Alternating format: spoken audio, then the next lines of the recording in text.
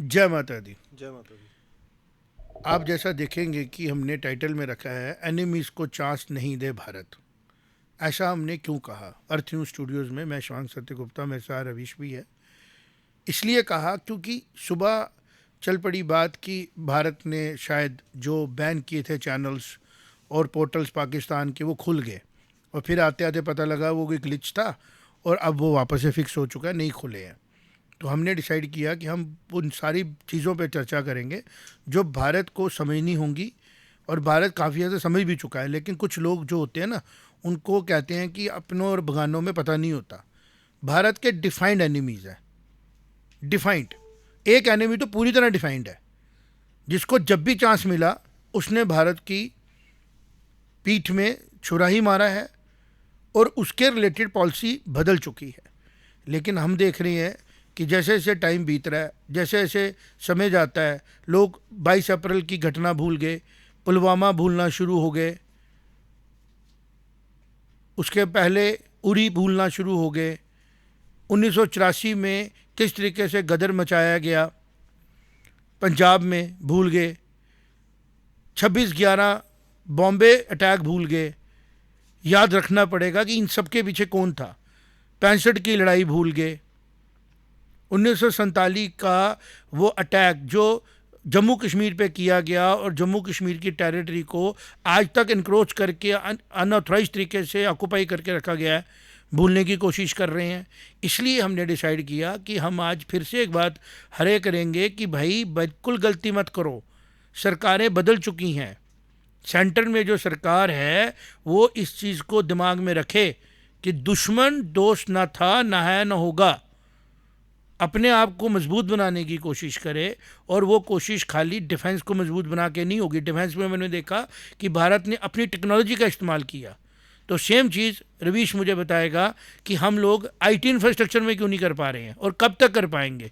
Explain कर इसको। जी देखिए, क्या है कि जो आईटी इंफ्रास्ट्रक्चर है, आईटी जो मेन चीज़ है, आप भी समझते हैं इसको कि फ़्लो चार्ट्स और एल्गोरिथम्स मेन चीज़ रहती है। उसी बेस पे सब कुछ बनता है। फिर एनवायरनमेंट्स बनते हैं लैंग्वेजेस के। तो जैसे अंग्रेज़ या मैं अमेरिका की स्पेसिफिकली बात करूंगा, जैसे जिस तरीके से अमेरिका हथियारों की टेक्नोलॉजी आप देख रहे हैं कि जिस तरीके से वो सिर्फ जहाज़ देंगे, टेक्नोलॉजी नहीं देंगे। तो उन्होंने क्या किया है कि काफ़ी हद तक गिरफ्त बना के रखी है टेक्नोलॉजी पे। लेकिन इसमें हम अगर देखेंगे कि करीबन करीबन मेरा मानना है कि फेसबुक का एटलीस्ट 30% एम्प्लॉई जो है वो इंडियन है। फेसबुक का भारतीय बोलेंगे जी हम। जी भारतीय। फेसबुक का एटलीस्ट 70% सब्सक्राइबर वो भारतीय है। यूट्यूब के जो व्यूज़ आते हैं, जितने भी मिलियंस बिलियंस व्यूज़ जाते हैं, उसके एटलीस्ट 50% जो है वो भारतीय व्यू है। आप मुझे ये बता सकते हैं कि अंदाजन रवीश, हम सोचे ज़रा इसके बारे में कि कितना इंडियन रुपी कन्वर्ट होता है इन डॉलर्स टू पे दीज कंपनीज। देखिए, ऐड का इनका एक ऐड का इंफ्रास्ट्रक्चर होता है इनका, जो भारत पहले कम चलता था। भारत के अंदर यूएस और यूरोप में ज़्यादा चलता था, लेकिन आज देखने को मिलता है कि जो एडवर्टाइजमेंट है फेसबुक और यूट्यूब की, वो काफ़ी ज़्यादा भारत से हो रही है। और करीबन करीबन जो आंकड़े बताते हैं, एग्जैक्ट फिगर तो हमें बताई नहीं जाती, लेकिन आंकड़े बताते हैं करीबन करीबन 40 से 50% इस टाइम पे जो रेवेन्यू कमा रही हैं ये कंपनीज, ये इंडिया से कमा रही हैं। मतलब इंडियन रुपी को इनको देने के लिए कन्वर्ट किया जाता है डॉलर्स में। जी बिल्कुल। जहाँ से अमेरिका में पैसा लेके जाना है यहाँ से इन्होंने, लेके जाते तो हैं यहाँ से दे रहे हैं उनको रुपी में, जा रहा उनके पास डॉलर्स डॉलर में। में। तो ये खुद में एक बहुत बड़ी प्रॉब्लम है, जिसको सॉल्व करने के लिए भारत की इंफ्रास्ट्रक्चर नहीं, कब बिल्कुल। बनाएगा? देखिए देखिए, अगर इसकी जो ये ग्लिच हुआ, अगर हम इस ग्लिच की भी बात करें, काफ़ी हद तक भारत ने अपनी जो स्थिति है उसको स्टेबल कर दिया है, जो प्रेजेंट सरकार के अंदर, जिसमें कि नोडल ऑफिसर अपॉइंट किए गए हैं इन कंपनीज़ के द्वारा, इन कंपनीज़ के लिए। अब हो क्या रहा है कि जब हम सिंदूर, ऑपरेशन सिंदूर के समय हमने देखा कि पाकिस्तान ने भी बहुत कोशिश की, बहुत सारी चीज़ें बैन करने की इंडिया की तरफ से, लेकिन पाकिस्तान की चीज़ों पे इतना जल्दी एक्ट नहीं हुआ। लेकिन भारत की चीज़ों पे विद इन आवर्स एक्ट हो रहा था। और आज भी जो ग्लिच हुआ है, जिसका हमने डिटेल प्राप्त करने की कोशिश की, तो डिटेल ये पता लगी कि गूगल के एंड पे उन यूट्यूब चैनल्स पे टाइम बाउंड एक बैन लगा हुआ था। एक इंडेफिनिट बैन नहीं लगा था, शायद किसी मिसकम्युनिकेशन की वजह से ये हुआ होगा। तो जैसे ही वो टाइम ख़त्म हुआ, जो भी 45 डेज़ का टाइम रहा होगा मेरे अंदाज में, 45 दिन का टाइम ख़त्म हुआ तो वो हैंडल्स जो है वो वापस खुल गए। लेकिन तुरंत ही जैसे ये खबर बाहर आई तो भारत सरकार जो है, इंफॉर्मेशन जो कम्युनिकेशन मिनिस्ट्री है, वो हरकत में आई और उन्होंने तुरंत ही इसको बंद कर दिया। लेकिन देखिए पॉइंट ये है, भारत इस टाइम पे टेक्नोलॉजी बना भी रहा है कि लो लेवल के जो हमारे जो काम करने वाले लोग हैं, जो आईआईटी से पास आउट इंजीनियर्स हैं, वो टेक्नोलॉजी बना रहे हैं और कंज्यूमर भी हम सबसे ज़्यादा है इस टाइम। लेकिन कुछ चीज़ें अमेरिका की कुछ कंपनियों ने अपने पास दबा के रखी नहीं, हमें इसको एज ए मिशन लेना पड़ेगा ना, हमें एक नेशनल मिशन बनाना पड़ेगा। हमने जल जीवन मिशन बनाया, हमने अब वॉर के बीच में जाने से पहले डिफेंस का मिशन बनाया था कि हम आत्मनिर्भर भारत बनाएंगे। आत्मनिर्भर भारत में आईटी को लेके खाली हमने सर्वर बैंक थोड़ी बनाने हैं, हमें ऐसे प्लेटफॉर्म्स भी, जैसे हम यूट्यूब का चैनल चलानी है, ये यूट्यूब चैनल की जगह कोई और चैनल हो सकता था जिसका सारा होस्टिंग भारत में होती, जिसको भारत सरकार के साथ सपोर्ट करके कंपनियां चला रही होती। हमारी कंपनी कितनी और देर लगाएंगी इस चीज़ को वापस भारत में लाने में? रशिया भी तो सस्टेन कर ही रहा है, चाइना भी सस्टेन कर ही रहा है। बिल्कुल। तो हम भारत क्यों वेट कर रहे हैं कि हम अमेरिका की जो जिस तरीके से एक्सप्लॉयटेशन हमें की जा रही है, हमारे प्रधानमंत्री जी के बारे में बार बार बोल देता है डोनाल्ड ट्रंप वहाँ बैठ के कि भाई मैंने पीस कराया था। तो उसकी जो ये सुपरियरिटी उसको कॉम्प्लेक्स है पूरे अमेरिका को, ये सुधारने की ज़रूरत है ना। इसमें एक बड़ा एक रिमार्केबल चीज़ जाती है जो बिल्कुल ही ग्रास रूट ग्राउंड लेवल पे जाती है। वो ये है कि हमारे इधर एजुकेशन में रिसर्च पे पैसा नहीं खर्चा जा रहा। ये सारी चीज जो तो आ जाके फिर मेरी शिवांग सत्य गुप्ता की बात अर्थ न्यूज की आएगी कि हम लोग कह रहे थे कोचिंग बंद करो, ट्यूशन सेंटर बंद करो और बच्चों को ऑर्गेनाइज स्ट्रक्चर में रखो ताकि फ्रेश ब्रेन थके बगैर यूनिवर्सिटी में पहुंचे, कॉलेजों में पहुंचे और बगैर थके हुए ब्रेन फिर वो नई चीजों को इनोवेट करें। यहाँ तो स्टार्टअप कल्चर को शार्क टैंक बना के, मुझे लगता है शार्क टैंक की फंडिंग भी वही की गई थी। पीयूष गोयल साहब को भी बोलना पड़ा कि स्टार्टअप का मतलब था कि आप फेसबुक जैसा प्लेटफॉर्म बनाने की कोशिश करते, वहां पे आपको फंडिंग मिलती, वहां बड़े बनते। इधर कोचिंग सेंटरों को अमेरिका से फंडिंग मिल रही है और मैं ये देख रहा हूं सारी पे जो फंडिंग, जितने नॉनसेंस प्रोजेक्ट आप लाओगे जो सिर्फ आपको कंज्यूमर बनाएंगे आपके भारत के लोगों को, उनको फंडिंग मिलेगी। जहां पे भारत प्रोडक्शन में जाएगा वहां उसको फंडिंग लेने की प्रॉब्लम आ जाती है। तो ये तो एक किस्म का खुद का एक किस्म का जिसको असॉल्ट है, इंडिया के भारत के इंटेलेक्ट पे असॉल्ट है और इसके लिए हम लोग बातें करके थोड़ी रुक सकेंगे। ये जो हमने भी बात की सारी बात ये निकल के आई, जो मंथन किया हमने, बात ये निकल के आई कि ये सिर्फ एक फेसबुक का रेप्लिका या यूट्यूब के रेप्लिका बनाने वाली चीज़ नहीं है। और ये जो स्टार्टअप का कल्चर आया है ये भी बहुत गलत आया। देखिए क्या हो रहा है कि स्टार्टअप कल्चर का मतलब है आप कुछ प्रोडक्ट बनाइए और पैसा बनाइए, भारत में पैसा लाइए, प्रोडक्ट बनाइए। प्रोडक्ट बनाने की बात नहीं हो रही है, पैसा बनाने की बात हो रही है। अब फेसबुक का जो और पैसा कहां से बनाइए? भारत से ही बार बार लीजिए। बिल्कुल। फेसबुक का हमें कामयाबी चाहिए कि हमारी टेक्नोलॉजी बाहर जाए।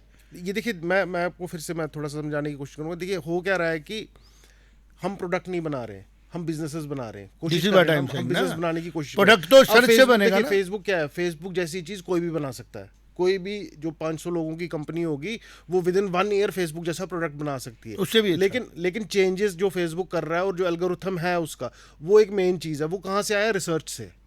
तो जो रिसर्च की बात है, जो रिसर्च पे हम कम खर्चा कर रहे हैं, हमें सबसे पहले तो रिसर्च पे ज़्यादा फोकस करना चाहिए और पेटेंट्स।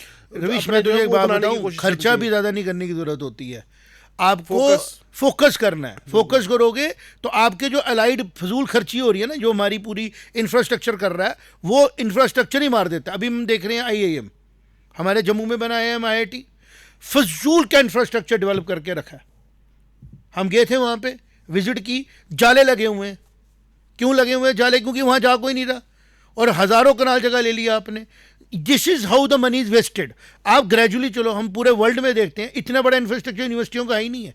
कोई गांव पकड़ा हुआ है, ऑक्सफोर्ड पूरे गांव का नाम है, पूरे गांव में मल्टीपल यूनिवर्सिटीज बनाई हुई हैं। और अगर हम यूनिवर्सिटी की बात करें, जितने में हमारे मेडिकल कॉलेज है ना, इतने में वो 10 बना देते हैं अपने और सीटें बढ़ा देते हैं। बच्चे हमारे जा रहे हैं यूक्रेन में, हमारे जा रहे हैं बांग्लादेश में, जाके देखो कितने कितने बड़े इंफ्रास्ट्रक्चर है। This is the mindset which is hunting us. वही माइंडसेट है जो पाकिस्तान को फिर से कह रहा है BCCI होगा, एशियन कप होगा, हम दोबारा इंडिया के साथ मैच खेलेंगे, UAE में जाके पाकिस्तान खेलेगा। हाथ नहीं लगाना चाहिए। जिस दिन BCCI के पास ये राइट आया कि हमने एशियन कप ऑर्गेनाइज करना है, उसको कैटेगरिकली कहना है कि इस बार के मैच में इंडिया पाकिस्तान का मैच नहीं होगा। और अगर वो यहाँ पे कहते हैं इंटरनेशनल प्रेशर है, तो उनको ये बोलना है कि हम बिके हुए लोग हैं। हम बिके हुए लोग हैं, हम इंटरनेशनल प्रेशर के आगे अपने दोस्तों के साथ दुश्मनी के साथ दोस्ती करते हैं, तो हम लोग सिंसियर आइडियोलॉजी के लोग नहीं हैं। तो इसलिए मेरा ये कहना है कि जिस तरीके से ओवर एक्सपेंडिचर करके आप लोग इंस्टीट्यूशन खड़े करते हो, उस पैसे को आप लाओ टीचर्स के ऊपर, अच्छे टीचर्स को फैसिलिटीज़ दो, उनको बोलो कि आपका टारगेट है, आपने 10 सालों में कितने ऐसे बीटेक IITian प्रोड्यूस किए जिन्होंने इंडिजीनियसली रिसर्च करके प्रोडक्ट्स बनाए। चाहे सेमीकंडक्टर की डिवीजन ले लो आप, हर चीज़ के लिए मैं बाहर चाइना को हमसे ज़्यादा सुपीरियर रेस थोड़ी थी, उन्होंने फोकस किया और वो फोकस किया क्लैरिटी के साथ। आज हमें फोकस करना है, बिल्डिंग बनानी है, बनाओ जी, हमें 1000 कनाल जगह चाहिए, लैंड बैंक वेस्ट करो पहले। वहाँ बच्चा गया है, 12वीं पास करके बच्चा गया है, उसको अभी आपको बेसिक्स के ऊपर तैयार करना है, फिर उसने रिसर्च में एमटेक कितने बच्चे परस्यू करना चाहते हैं, MS कितने बच्चे परस्यू करना चाहते हैं, bachelor will not do research ना। आज ये बोला जाता है क्योंकि उसने इंडिया का सबसे मुश्किल एग्जाम क्वालिफाई किया है, क्योंकि उसको कोचिंग सेंटरों ने प्रमोट किया हुआ है, सबसे मुश्किल एग्जाम। आपने 12वीं के बच्चे को इतना एग्जॉस्ट कर दिया साइंस में, IT सेक्टर के लिए, कि वो थका हुआ कह रहा पता नहीं मैंने कौन सा किला फतेह कर दिया, और वो जा रहा है बैचलर्स में। और वो अगर रिसर्च में नहीं जाएगा तो कैसे काम करेगा? तो bachelor should not be that glamorised, glamour होना चाहिए रिसर्च, PhD, उसके ऊपर के प्रोडक्ट्स, इनोवेशंस, उसी वजह से मार खा रहे हैं। What do you say? जी बिल्कुल, देखिए आपने तो बिल्कुल सही दिशा में बात की है। ये जो स्ट्रेटजी होनी चाहिए, अगर हमको हेजिमोनी, इसको मैं कहूँगा, जो अमेरिकन और यूरोपियन हेजिमोनी है टेक्नोलॉजी में, इसको कम करना है तो ग्रास रूट से इसको एड्रेस करना पड़ेगा। आपको एजुकेशन सिस्टम में चेंजेस लानी पड़ेंगी, पेटेंट्स बनाने पड़ेंगे। जैसे देखिए एक बड़ा ही रियलिस्टिक एक्सपेरिमेंट हुआ UPI का, इंडिजीनियस बना, चीज़ बनी, और एकदम आप देखिए कितनी सक्सेसफुल चीज़ बन गई। इसी तरीके से आपने फोकस्ड होकर सोचना है कि आपने जो इनकी हेजिमनी है फेसबुक और यूट्यूब की, आप ये खतरा है एक्चुअली, ये भारत के लिए डेंजर है, बहुत बड़ा डेंजर है। अभी हम कुछ बात कर रहे थे कि धर्म के खिलाफ काफ़ी बातें निकल के आ रही हैं बाहर, जैसे हम रावण की बात कर रहे थे अभी, रावण को इन लोगों ने मिलकर ग्लोरीफाई कर दिया। होता क्या है, ये बाहर की जो इजीली लोग जो है थोड़ा सा पैसा डाल के ये बात इंडिया के फेसबुक में फैला सकते हैं, फैलाई कुछ लोग होते हैं, वामपंथी होते हैं, कुछ लेफ्टिस्ट लीनिंग आइडियोलॉजी वाले हैं, वो उसको पिकअप करते हैं, या कोई और धर्म का आदमी है वो उसको पिकअप करता है तो फैलाता है। लेकिन किसी बाहर की शक्ति को ताकत मिल जाती है हमारे इधर कोई खबर फैलाने की। मैं तभी इस बात के लिए तूने बड़ा अच्छा पॉइंट आउट किया, रावण वॉज एन एनिमी। आज भी हर साल दशहरा होगा, हर साल रावण जलाया जाएगा। क्या डिवाइन करेगा कि बार बार लोगों को बताओ कि Ravana was an enemy, Ravana एक दुश्मन था, रावण एक बुरा इंसान था, और हर बार उसको जलाओ। उसका भाई भी बुरा था मेघनाथ, बेटा भी मेघनाथ बुरा था, भाई भी बुरा था। ये कौन सी नई आइडियोलॉजी आ गई जो कह रहा है रावण एक बड़ा ज्ञानी था, बड़ा इंटेलिजेंट था? यही सोच जो है ना, ये इंसान को कमज़ोर करती है। यही आइडियोलॉजी मुझे लगता है हमें भारत को बार बार बोलना पड़ेगा, जो हमने टाइटल में कहा, एनिमी इज अ एनिमी। तो हमारी सभ्यता में कभी भारत में रावण को ग्लोरीफाई नहीं किया गया, कभी नहीं किया गया, नेवर। और इस तरीके से जलील किया गया ताकि लोग, आते वाली जनरेशनें भी रामायण लिख के में बदल दी, दशहरा नहीं बदल सके कि हर बार रावण जलाना था। जलाने किसको जलाते हैं हम लोग? पटाखे फोड़ते क्यों हैं? किसको फोड़ के बताते हैं? ये सिविलाइजेशन को बताते हैं, एक जनरेशन दूसरी को, ये बुरा इंसान था। तो आज फेसबुक के ज़माने में ये लोग नया थ्योरी ला रहे हैं कि वो एक, this is what I am saying ना, कि वो एक बड़ा ज्ञाता था, उसके ऊपर मूवीज आ रही हैं, उसके ऊपर यूट्यूब चैनल के ऊपर माइम्स बन रहे हैं कि वो बड़ा ज्ञानी था, वो बड़ा सभ्य था। काहे का सभ्य था वो? हमारे बुजुर्ग जो थे, सिविलाइजेशन भारत की कहती है he was enemy, he was enemy. In the same way आज पाकिस्तान डिफाइन हो चुका है कि एक एनिमी स्टेट है वो भारत के लिए, प्योरली एनिमी स्टेट।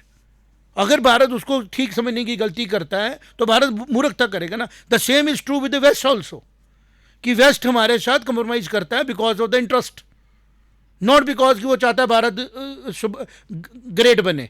हमारी बुक्स उन्होंने 100 साल पहले खराब की। ज़्यादा डैमेज तो मुगलों से ज़्यादा डैमेज तो वेस्ट ने दिया था हमारे को। अब हिस्ट्री भी सामने आ रही है। तो आज हमने जब ये देखा कि फिर से एक लीनियंट व्यू लिया जा रहा है, जब वो ग्लिचेस आ गए और सुनने में आया कि BCCI का वो भी एशियन कप आएगा, तो शायद UAE में या कहीं पे भारत जो है वो होस्ट करेगा, तो पाकिस्तान तो आएगा उसमें, बाहर में जाए एशियन कप।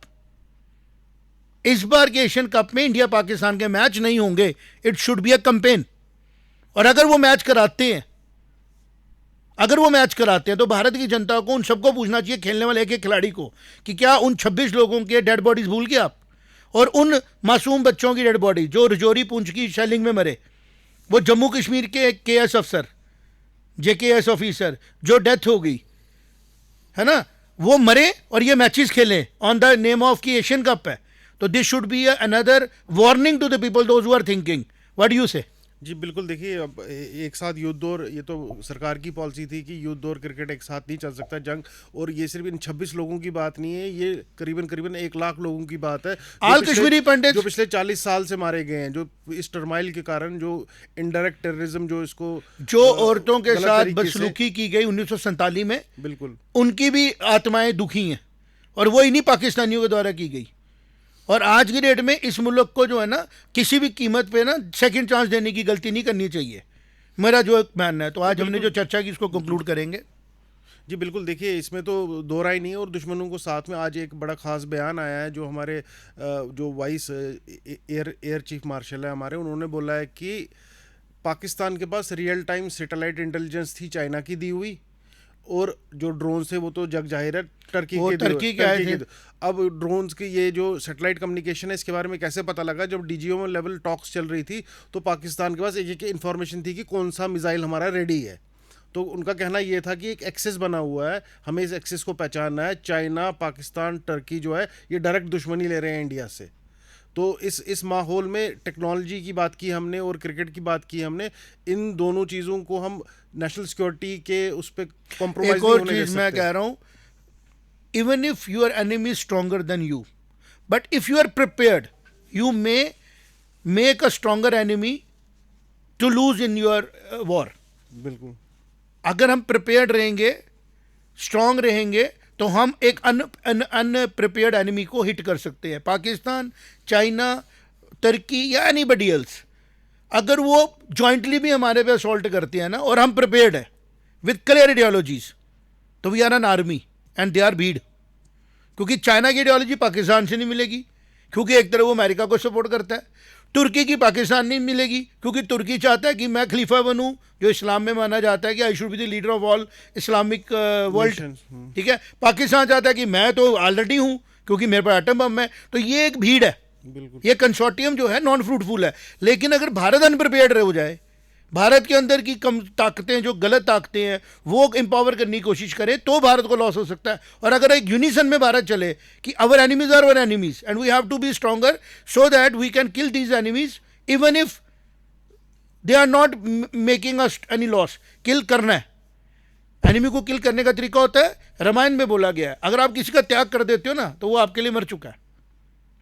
मैं इस बात में बोलूँगा, आप रवीश इस बारे में नहीं जानते हो, शास्त्रों में लिखा है, रामायण में आता है, जब लक्ष्मण जी को बोला जाता है कि महाकाल आते हैं राम जी से मिलने और कहते हैं जी मैंने अब आपको लेके जाना है, आपका समय आ गया है. तो राम जी से वचन लेते हैं कि गेट पे कोई ना आए, ना ही आपको डिस्टर्ब किया जाए. इतनी देर में लक्ष्मण जी की ड्यूटी लग जाती है बाहर से, वो कहते हैं कि अंदर कोई नहीं जाएगा. राम जी कहते हैं बिल्कुल अंदर कोई नहीं आएगा. और जब वो अंदर महाकाल बैठते हैं तो वो बोलते हैं जी मेरा टाइम आ गया आपको लेके जाने का, अगर इस बातचीत के बीच में कोई भी आएगा आपको उसको मृत्यु दंड देना पड़ेगा. और इतनी देर में क्या होता है, अयोध्या के गेट के ऊपर ऋषि दुर्वासा आते हैं. लक्ष्मण जी डर जाते हैं कि हमें श्राप लग जाएगा, वो अंदर आ जाते हैं. और जब राम जी उनको देखते हैं, राम जी ने वचन दिया होता है कि जो भी अंदर आएगा डिस्टर्ब करेगा हम दोनों को, उसको मृत्यु दंड देना है. तो वो सभा बैठ जाती है कि लक्ष्मण को मृत्यु दंड देना पड़ेगा. तो राम जी को वशिष्ठ जी कहते हैं कि अगर आप किसी का त्याग करते हो ना तो आपके लिए वो मृत्यु होगी उसकी, तो आप लक्ष्मण का त्याग कर दो, तो उसके लिए मृत्यु दंड है. तो लक्ष्मण जी आगे से कहते हैं कि मैं तो आपके बगैर वैसे नहीं रह सकता, तो इससे बेटर है कि आप मुझे त्याग करो, मुझे मृत्यु दंड ही चाहिए. तो मेरा कहने का ये क्लैरिटी थी, मैं नहीं बोल रहा हूँ, ये हमारे शास्त्र भारतीय की सभ्यता कह रही है. अगर भारत पाकिस्तान का त्याग कर दे ना तो भारत के लिए पाकिस्तान मर चुका है. और अगर आज भी भारत के अंदर बैठे हुए कुछ लोग सोचें जीवन पड़ोसी है, वो ये है, वो है, तो आप वो गलती करेंगे कि आने वाली जनरेशनें जो है ना, ऑलरेडी 70 साल हम माफ़ नहीं कर सकते. अगर पाकिस्तान को 1947 में एनिमी समझ लिया होता तो ना हमें वॉर्स मिलती, ना हमारे कश्मीर में डिस्टर्बेंस होती, ना पंजाब में होती, और हम क्लियर होते, ना वीज़ा पॉलिसी चलती, ना डिप्लोमेसी. कुछ लोग बोलते हैं ना कि हमारे कुछ लोग वहाँ रह गए, वो रह गए.